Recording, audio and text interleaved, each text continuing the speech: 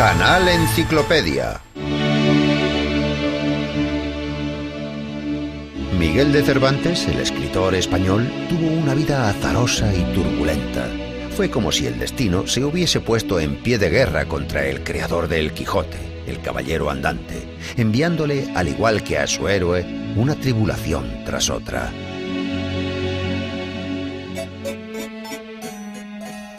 Miguel de Cervantes nació el 29 de septiembre del año 1547 en el seno de la familia de un noble arruinado, Rodrigo de Cervantes. Este era cirujano barbero y, acuciado por las necesidades económicas, se vio obligado a emprender un peregrinaje por distintas ciudades en busca de mejor fortuna. Al final, Miguel no tuvo más remedio que ponerse a trabajar. En aquella época, un joven de familia noble podía probar suerte en la corte, en la vida militar o en la iglesia. Cervantes eligió la tercera opción. Entró al servicio del cardenal Acquaviva y se fue a Roma. Sin embargo, el oficio de ayuda de cámara no era del agrado del apasionado joven español. Al cabo de un año, movido por ambiciosos ideales, decidió incorporarse al ejército español. El 7 de octubre del año 1571, el barco en el que servía Cervantes combatió en la batalla de Lepanto. Miguel luchó con valor y recibió 3 balazos de arcabuz durante la contienda, uno de los cuales le dejaría inutilizada la mano izquierda para siempre. Pero ni siquiera esto consiguió apartar a Cervantes del ejército. Recuperado de sus heridas, volvió al servicio activo, participando en distintas campañas durante 5 años más. Pero el destino le tenía deparada otra dura prueba. En el año 1575, la galera El Sol, en la que servía Cervantes, fue apresada por unos corsarios. El desafortunado hidalgo fue vendido como esclavo en Argel. Sin embargo, las cartas de recomendación para el rey que el cautivo llevaba con él le darían cierta categoría ante Hasan Bajá, gobernador de Argel, y le salvarían de graves castigos, pero la suma del rescate que Bajá señaló para tan importante cautivo ascendió notablemente. Los parientes de Cervantes tardaron 5 años en reunir el dinero para pagar el rescate de Miguel.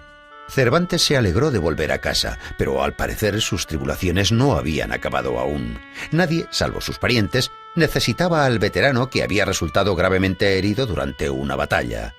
Para entonces los Cervantes estaban en la ruina. El padre, después de quedarse sordo, había tenido que renunciar a seguir ejerciendo su profesión de cirujano barbero, por lo que la responsabilidad de mantener a la familia recayó sobre los hombros de Miguel. Este volvió a la vida militar, pero sus exiguas ganancias no bastaban para mantener a su gran familia, que se había visto aumentada con la aparición de una hija ilegítima de Cervantes, y tras casarse con su joven esposa totalmente desesperado, Miguel prueba suerte en Andalucía. En el año 1587 se las arregla para conseguir el puesto de comisario de abastos de la Armada Invencible. Pero allí, donde los proveedores deshonestos se enriquecían en tan solo unos meses, el noble y honesto hidalgo no tuvo más que problemas. Fue encarcelado varias veces, víctima de falsas acusaciones de malversación de fondos.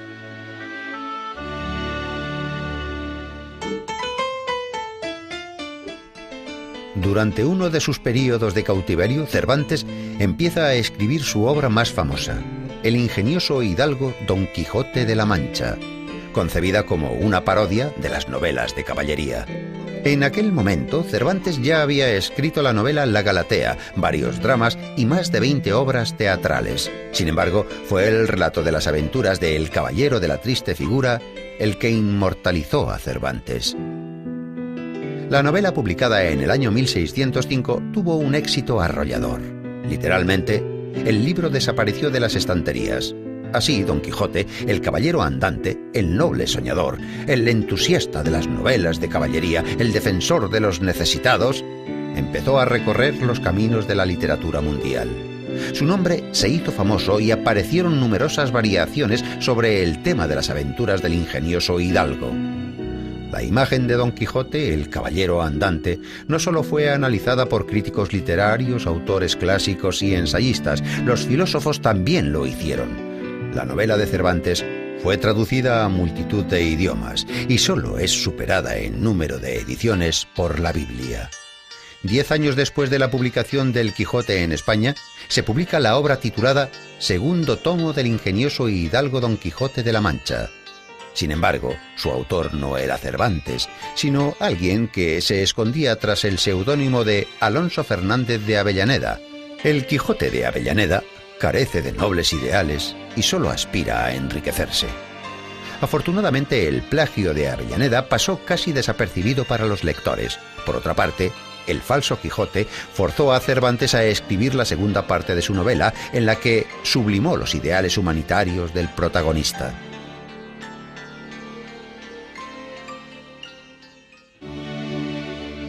La publicación de los 2 volúmenes de El ingenioso hidalgo Don Quijote de la Mancha le reportó fama mundial, pero no hizo rico a Cervantes. El escritor pasó sus últimos años en Madrid, malviviendo en una bohardilla. En el año 1613, Cervantes ingresó como novicio en la Orden Tercera de San Francisco, en la que pronunciaría los votos definitivos 3 años después. El gran escritor falleció el 23 de abril del año 1616 y fue enterrado de caridad con el sayal franciscano en el convento de las Trinitarias. Pero sus héroes, el caballero de la triste figura Don Quijote de la Mancha y su fiel escudero Sancho Panza, llevan ya 400 años viviendo entre nosotros.